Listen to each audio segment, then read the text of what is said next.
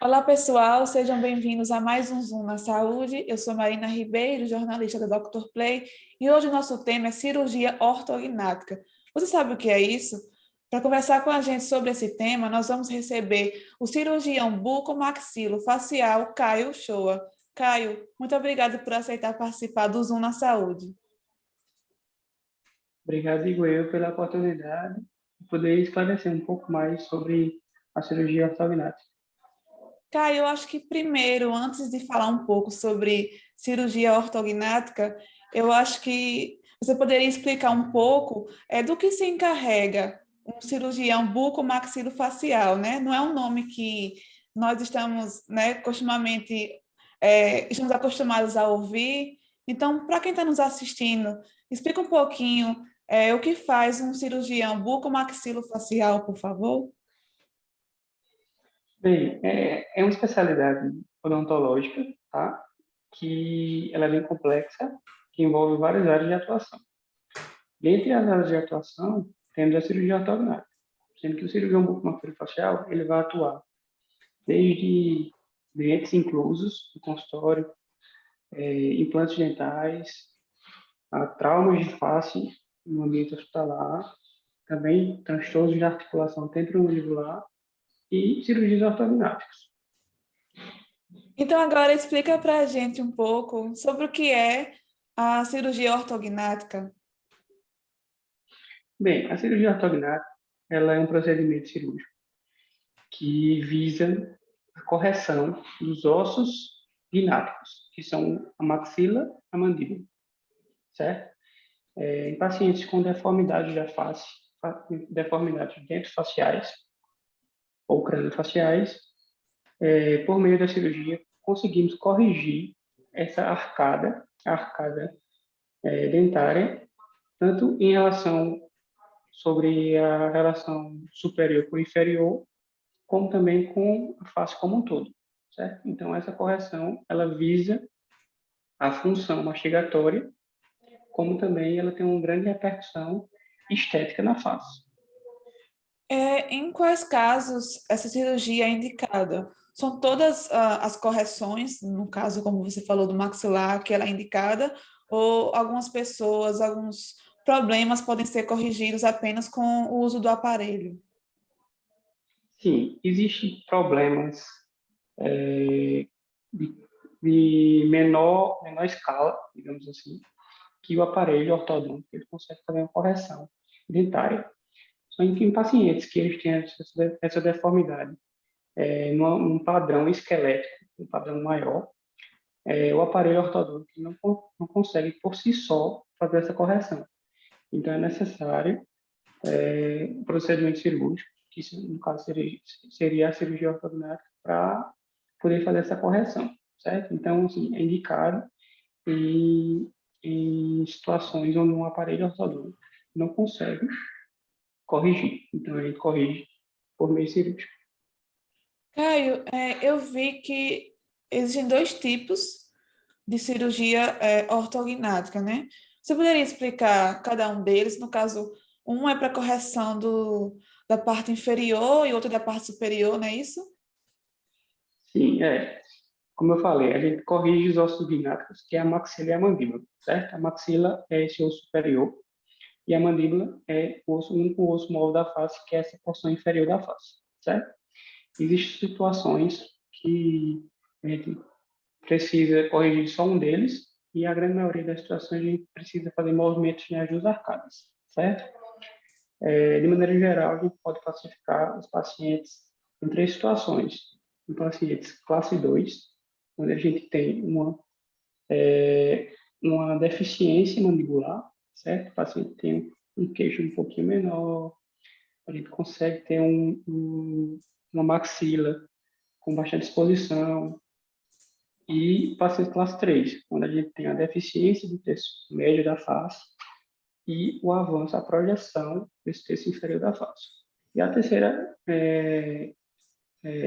opção que a gente pode classificar são pacientes assimétricos, onde a gente tem um crescimento a mais do lado esquerdo em detrimento do lado direito, ou vice-versa, certo? O paciente fica com um coxo, com a face assimétrica. No caso, nós falamos sobre os aparelhos ortodônticos. É obrigado, quem for fazer, quem, né, precisar fazer a cirurgia ortognática, essa pessoa antes usar o aparelho ortodôntico para fazer uma primeira correção e assim, só depois poder fazer o procedimento? De maneira geral, sim. O paciente precisa estar com aparelho ortodôntico. Hoje em dia temos várias opções, inclusive aparelhos estéticos, que podem ser utilizados para fazer o preparo para a cirurgia ortognática. Mas existe uma modalidade que a gente consegue fazer a cirurgia, operar o paciente antes da instalação do aparelho, que é uma modalidade que a gente chama de benefício antecipado, onde a gente concede ao paciente o benefício cirúrgico antes do aparelho. Só que isso é em casos específicos e bem relacionados, não na grande maioria. A grande maioria precisa desse preparo ortodôntico com o aparelho para depois instalar, fazer o procedimento cirúrgico. Caio, e como é a recuperação? Quem está nos assistindo, que pretende ou deve fazer a cirurgia, ou até quem já fez, como é essa recuperação? Quanto tempo leva para o paciente voltar a fazer suas atividades diárias normalmente? Bem, a recuperação, o que a gente mais conversa com o paciente é sobre questão de edema, certo? O paciente fica um pouquinho inchado, certo?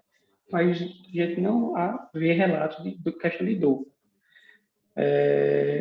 Então, assim, um pós-operatório tranquilo sobre a questão da dor. Só que o paciente ele vai ficar com um pouco de alimentação restrita, né? Que é o que incomoda mais o paciente. Antigamente, os pacientes ficavam com a boca travada, a boca amarrada. Hoje em dia, a gente não tem esse tipo de abordagem. O paciente sai com a boca aberta, abrindo bem a boca. Então, assim, o pós-operatório ele vem evoluindo, as tecnologias, procedimentos menos invasivos, planejamento virtual. Então, assim, tudo isso são benefícios que acabam apontando, gerando benefícios no pós-operatório do paciente. Hoje, temos um pós-operatório mais tranquilo, onde o paciente vai ficar com certas restrições alimentares e vai ficar um pouquinho inchado, que é normal de qualquer procedimento cirúrgico. Retorno às atividades diárias, em torno de 10 dias, 15 dias, ele já vai poder fazer as atividades normais. E a respeito de atividades físicas, de esforço físico, academia, esportes, a gente pede um pouquinho mais de paciente, o paciente volta de em torno de 30 a 45 dias a esse tipo de atividade, de maneira gradativa. Nós falamos no começo da cirurgia, né, que ela corrige alguns problemas no maxilar, na mandíbula, mas também o paciente pode querer fazer a cirurgia só para fins estéticos. Nesse caso, como é o procedimento? No caso, o paciente vai ao consultório e o cirurgião dentista vê que ele não tem nenhum problema que precisa ser corrigido, mas mesmo assim ele quer fazer a cirurgia ortognática.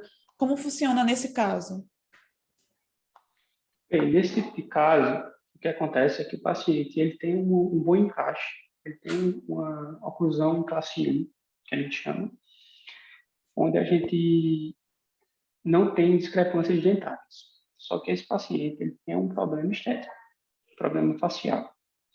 Então, por meio da cirurgia ortognática, a gente também consegue movimentar os ossos da face e corrigir esse padrão facial, sem alterar esse padrão dentário, uma vez que ele não tem esse problema dentário, a oclusão dele esteja em perfeito encaixe. Então, existe esse tipo de paciente, onde são pacientes classe 1, sendo que eles têm ou um padrão facial 3 ou um padrão facial 2, onde a gente tem, por meio de movimentos, a gente consegue avançar o queixo, o mento, ou avançar a maxila e achar uma melhor harmonia na face desse paciente. Existe alguma contraindicação para a cirurgia ortognática, no caso, algum paciente que por pertencer a algum grupo específico ou por ter alguma comorbidade, não seria indicado essa cirurgia? Porque a gente sabe que, mesmo que mínimo, né, existem alguns riscos em alguns procedimentos cirúrgicos, então, tem algum grupo específico que o paciente pode se encaixar, que vocês, né, cirurgiões, não indicam a cirurgia ortognática nesse caso? Questão de indicação e exclusão de pacientes, são pacientes jovens, certo? Onde o paciente ainda vai passar pelo pico de crescimento. Em pacientes do gênero feminino, a gente consegue operar mais brevemente, e o paciente do gênero masculino a gente espera um pouquinho mais. Isso aí por volta de 18, 21 anos. Que a gente precisa de uma estagnação do crescimento ósseo facial para poder fazer os planejamentos e cortes que são necessários para a cirurgia ortognática. Então, com isso, a gente consegue também ter ser uma cirurgia definitiva, ter uma boa durabilidade, digamos assim, quando a gente não vai ter recidivas, certo? Então, de exclusão de pacientes seria a idade. Claro que tem problemas de saúde associados, que a cirurgia é feita em ambiente hospitalar, sob anestesia geral. Os pacientes eles passam por uma consulta pré-anestésica e eles vão entrar no centro cirúrgico com toda a segurança e todo o aparato que proporciona isso para eles. Caio, eu queria te agradecer pela entrevista, por tirar um pouco do seu tempo para falar conosco aqui da Dr. Play. Muito obrigada por participar aqui do Zoom na Saúde. Eu que agradeço a oportunidade de esclarecer um pouco mais sobre essa temática, que é bastante procurada, e a parceria aí com vocês da Dr. Play.